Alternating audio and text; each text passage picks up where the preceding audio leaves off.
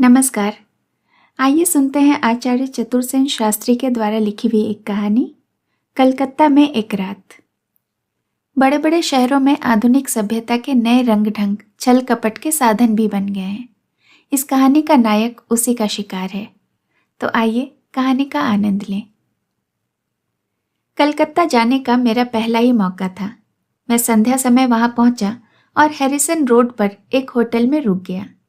Hotel में जो कमरा मेरे लिए ठीक किया गया, उसमें सब सामान ठिकाने लगा। थोड़ी देर सुस्ताया, फिर स्नान कर, चाय पी, कपड़े बदल कर एक नज़र शहर को देखने बाहर निकला। बरसात के दिन थे। अभी कुछ देर पहले पानी पड़ चुका था। ठंडी हवा के झोंके मन को हरा कर रहे थे। चलने को तैयार होकर मैं कुछ क्षण तक तो होटल के बरामदे पर खड़ा होकर बाजार की भीड़ भाड़, चहल पहल देखने लगा। गगनचुंबी अट्टालिकाएं, प्रशस्त सड़कें, उन पर पागल की भांति धुन बांधकर आते जाते मनुष्यों की भीड़, मोटर, ट्राम गाड़ी, यह सब देखकर मेरा दिल घबराने लगा। मैं खड़ा होकर सोचने लगा, आखिर यहाँ मन में शांति कैसे उत्पन्न हो सकती है।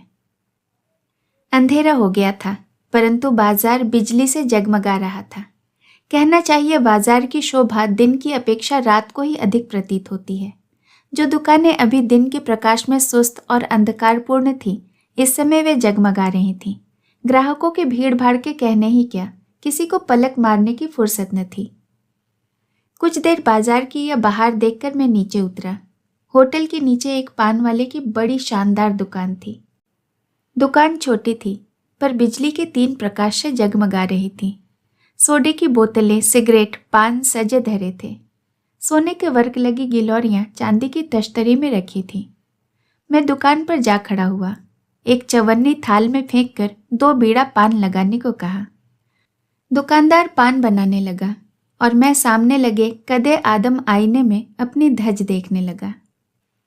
पान और रेजगारी उसने मेरे हाथों में दिए।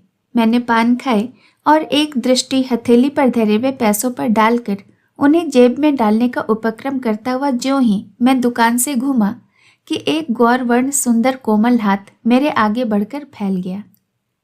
मैं चलते चलते ठिठक कर ठहर गया। मैंने पहले उस हाथ को, फिर उस सुंदरी नवोढ़ा को ऊपर से नीचे तक देखा। वह सिर से पैर तक एक सफ़ेद चादर लपेटी थी। चादर कुछ मैली जरूर थी, परंतु भिखारियों जैसी नहीं। उसने अपना मुख भी चादर में छिपा रखा था। सिर्फ 2 बड़ी बड़ी आंखें चमक रही थीं। आंखें खूब चमकीली और काली थीं। उनके ऊपर खूब पतली कोमल भवें और उनके ऊपर चांदी के समान उज्ज्वल, साफ, चिकना ललाट। चिकने ललाट पर घूंघर वाले बालों की एकाध लट उस पर खेल रही थी। यद्यपि उसने एक प्रकार से भद्दे ढंग से अपने शरीर को उस साधारण चादर में लपेट रखा था, परंतु उसमें से उसकी सुडौल देह और उत्फुल्ल यौवन फूट पड़ता था। उसके मुख के शेष भाग को देखने का उपाय न था, परंतु उस पर दृष्टि डालते ही उसे देखने की प्यास आंखों में पैदा हो जाती थी। मैंने क्षण भर में ही उसे देख लिया। उसने मुझसे कुछ कहा नहीं।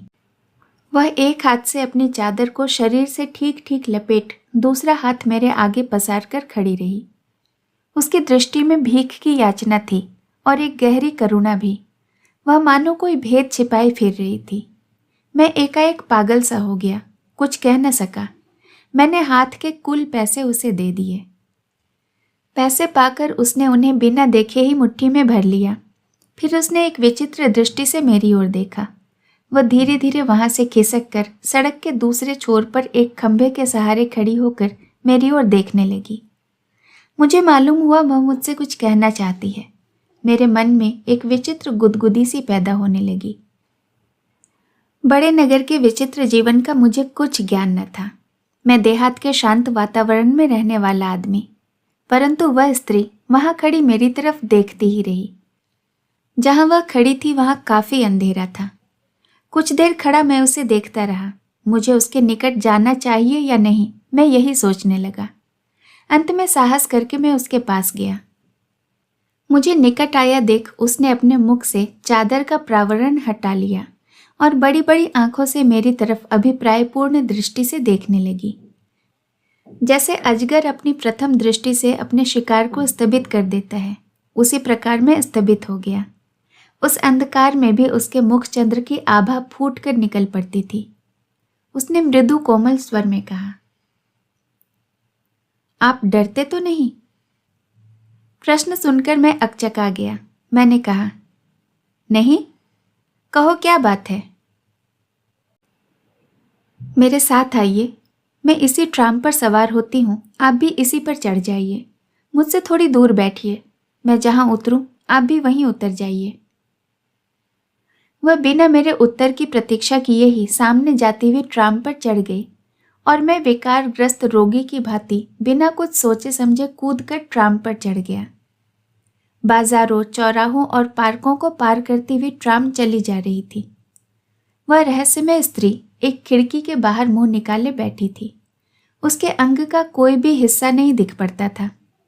मेरा दिल घबराने लगा। कई बार मैंने ट्राम से उतरने की इच्छा की, पर जैसे शरीर कीलों से जड़ दिया गया हो, मैं उठ ही नहीं सकता था। अब उजाड़ सा मोहल्ला आ रहा था, शायद कोई मैदान था। बाजार पीछे छूट गए थे। दूर दूर बिजली की बत्तियां टिमटिमा रही थीं। ट्राम कड़कती जा रही थी। रात अंधेरी थी और बिजली के खंभों के चारों ओर अंधकार कुछ अद्भुत सा लग रहा था। सड़कें सुनसान थीं। बहुत कम आदमी सड़कों पर आते जाते दिखाई पड़ते थे। अब मैं ऊब उठा। मेरे मन में कुछ संदेह उठ रहे थे। बड़े शहरों में बहुत सी ठगी होती है, यह सुना था। इससे मन बहुत चंचल हो रहा था। जो ही ट्राम ठहरी, मैं उस पर से कूद पड़ा। साथ ही वह स्त्री भी उतर पड़ी। मैं एक और चलने को उद्यत हुआ था कि उसने बारीक और कोमल स्वर में कहा, उधर नहीं, इधर आइए। मैंने रुक कर देखा।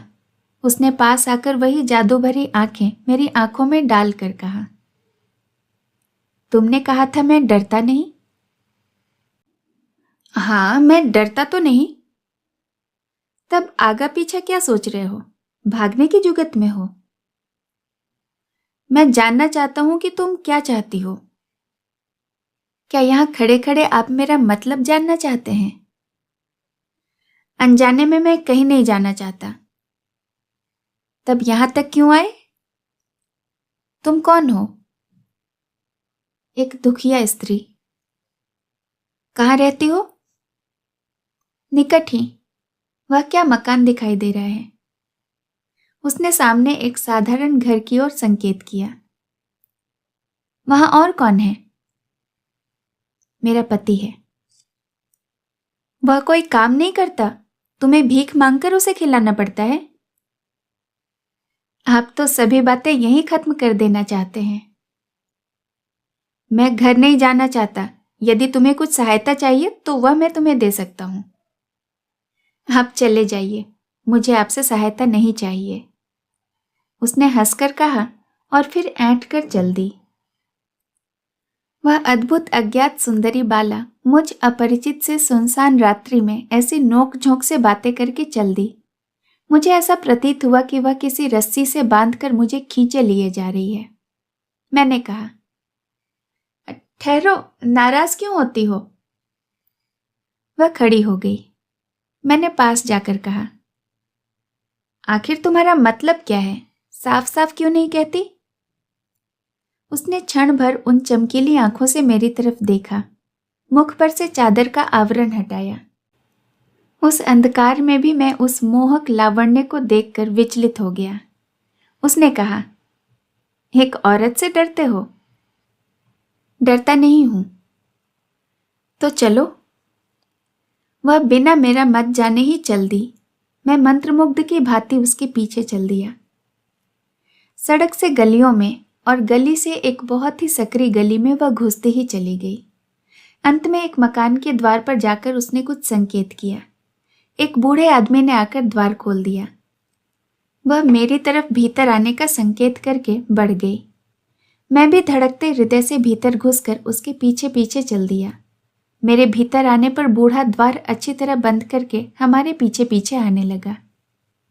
दूसरी मंजिल पर पहुंचकर उसने बूढ़े से कहा, बाबू को तुम ऊपर ले जाकर बैठाओ, मैं अभी आती हूं। यह कहकर वह तेजी से आगे बढ़ गई। मैं वहीं खड़ा उस बूढ़े का मुंह देखने लगा। उस स्थान पर बहुत अंधकार न था, फिर भी बूढ़े का चेहरा साफ साफ नहीं दिखाई पड़ता था। उसने अदब से सिर झुकाकर कहा, चलिए। वो आगे आगे चल दिया। मैं उसके पीछे पीछे चढ़ता ही गया। चौथी मंजिल पर एक खुली छत थी। उस पर एक अच्छा खासा कमरा था। कमरा बंद था। बूढ़े ने अपनी जेब से चाबी निकालकर उसे खोला, स्विच दबाकर ज्वलंत रोशनी करके मुझे भीतर आने का इशारा किया। भीतर कदम रखते ही मैं दंग रह गया। वह कमरा ऐसे अमीरी ठाठ से सजा हुआ था कि क्या कहूँ। दीवारों पर खूब बढ़िया तस्वीरें लगी थी। एक और पीतल के काम का कीमती खपर खट रखा था। फर्श पर आधे में ईरानी कालीन बिछा था और शेष आधे में बालिश्त भर मोटा गद्दा जिस पर स्वच्छ चांदनी बिछी थी। 10-12 छोटे बड़े तकिए भी उस पर सजे थे। फर्नीचर बहुत ही नफासत से सजाया गया था। कई वाद्य यंत्र और ग्रामोफोन कैबिनेट भी वहां रखे थे। यह सब कुछ देखकर मेरी आंखें चौंधी आ गईं। एक भिक्षुक स्त्री का यह ठाठ, उसका मुझे फांस कर यहाँ लाने का क्या अभिप्राय हो सकता है? वह भिक्षुकी तो है नहीं, निस्संदेह कोई मायाविनी है। उसके सौंदर्य को तो मैं प्रथम ही भांप चुका हूँ। अब उसके धन वैभव का यह रंग ढंग दिखाई पड़ रहा है। मैं महामूर्ख की भांति हक्का बक्का होकर कमरे की प्रत्येक चीज को देख रहा था। बीच बीच में घबरा भी उठता था कि कहीं कोई आफत न सिर पर आ टूटे। वही बूढ़ा एक बड़ी सी ट्रे में बहुत सा नाश्ते का सामान ले आया। उसमें अनेक बंगाली अंग्रेजी मिठाइयाँ, नमकीन, चाय, फल, मेवा और न जाने क्या क्या चीजें थीं। सब कुछ बहुत ही बढ़िया था। राजाओं को भी ऐसा नाश्ता शायद ही नसीब होता हो। बूढ़े ने नाश्ता सामने रख कर कहा, मालकिन अभी तशरीफ ला रही हैं, तब तक आप थोड़ा जल खा लीजिए। मेरा मन क्या जल खाने में था। मैंने अकचका कर कहा, कौन है तुम्हारी मालकिन? कहाँ है? क्या वही जो मुझे यहाँ लेकर आई? बूढ़े ने विनीत स्वर में कहा, सरकार, यह सब आप उन्हीं से पूछ लीजिए। वह चला गया। मैं उठकर टहलने लगा। जलपान मैंने नहीं किया। अगर इसमें जहर मिला हो तो, कोई धोखे की बात हो तो।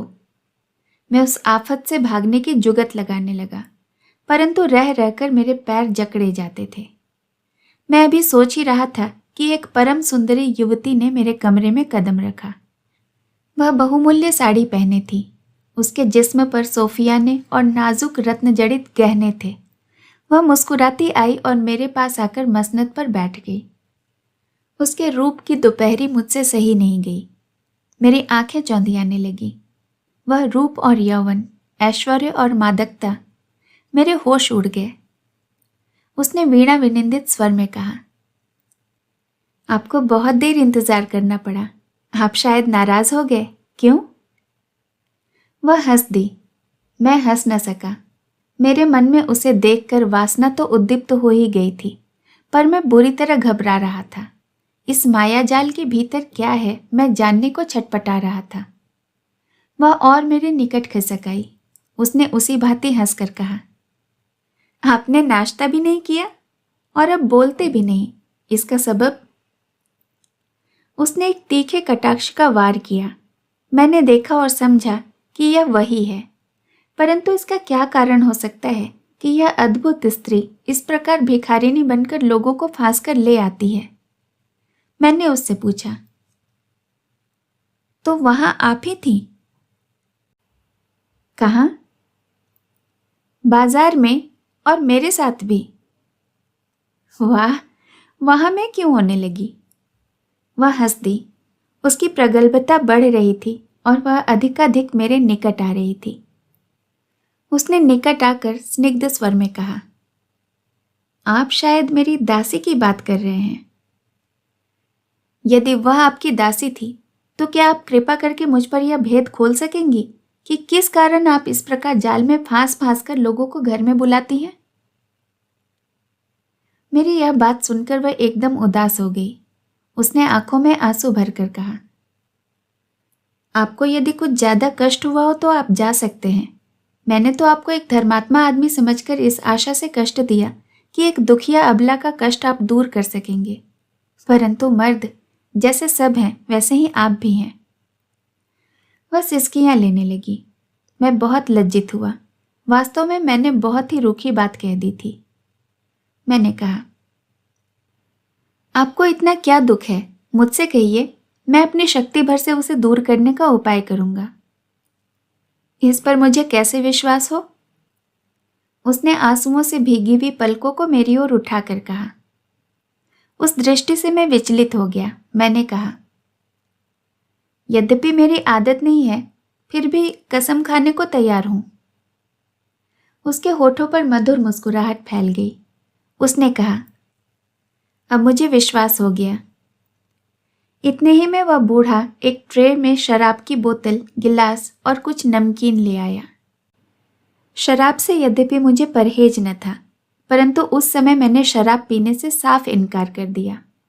इस पर उसने बड़े तपाक से कहा, बस, तो इसी पर आप कसम खा रहे थे? अगर आपने पहले कभी नहीं पी है तो मैं जिद नहीं करती, परंतु यदि पीते हैं तो शौक कीजिए। गरीबों की आखिर कुछ तो चीज मंजूर फरमाइए।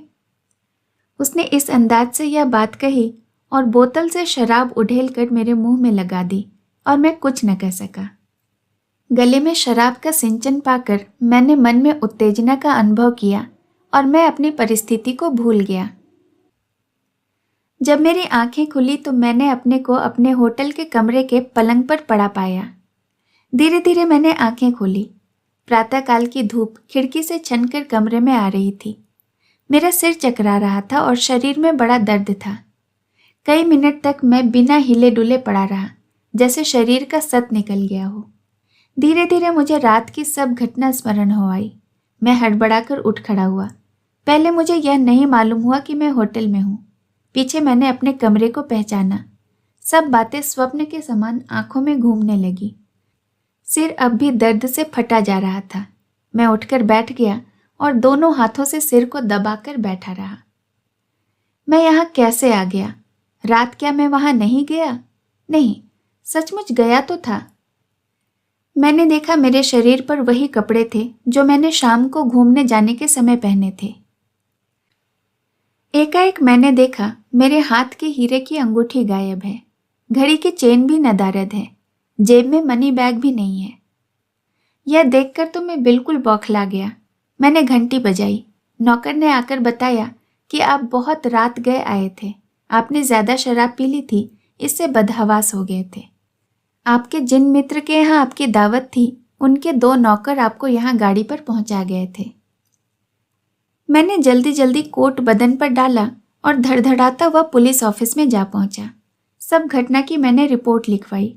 मेरा वर्णन सुनकर इंस्पेक्टर मुस्कुराने लगे। वे तुरंत ही 2 कांस्टेबलों को लेकर मेरे साथ चल दिए। मैं अनायास ही ठिकाने पर जा पहुंचा। जिस घर में जाकर मैं बेवकूफ़ बना था, इस समय उसके दरवाजे पर ताला पड़ा था और उस पर टू लेट का साइन बोर्ड लगा हुआ था। पूछने पर पड़ोस से एक संभ्रांत बंगाली महाशय ने आकर कहा, यह मकान उन्हीं का है और किराए को खाली है तथा कई महीने से इसमें कोई नहीं रहता है। जब मैंने उनसे रात की घटना का जिक्र किया तो वह हंसने लगे। उन्होंने कहा, बाबू दिमाग फिर गया है क्या? आप किसी दूसरे मकान में आए होंगे। वे हाथ का नारियल पीते हुए भीतर चले गए। हम लोग कोई सुराग न पाकर वापस चले आए। लगभग 2500 के नोट और जवाहरात के अलावा मेरे बहुत कीमती कागजात भी गायब हो गए थे। वे सब उसी दिन मुझे अदालत में पेश करने थे। उसी काम से मैं कलकत्ता आया था। मुझे कोर्ट में यह देखकर आश्चर्य हुआ कि उनमें से कुछ जरूरी कागजात प्रतिपक्षी वकील की फाइल में हैं और उनसे मेरे विरुद्ध सबूत जुटाया जा रहा है। कहना न होगा कि वह 40,000 का मुकदमा मैं उन कागजों को गवाकर उसी तारीख को हार बैठा। उसी दिन मैंने कलकत्ता त्यागा। घर आकर बहुत कोशिश उस भेद को खोलने की पर शोक, कुछ पता न चला। इस प्रकार कलकत्ते की वह रात मेरे जीवन की एक काल रात बन गई। इस कहानी को सुनने के लिए आपका बहुत बहुत धन्यवाद। जल्द मिलूंगी एक नई कहानी के साथ। नमस्कार।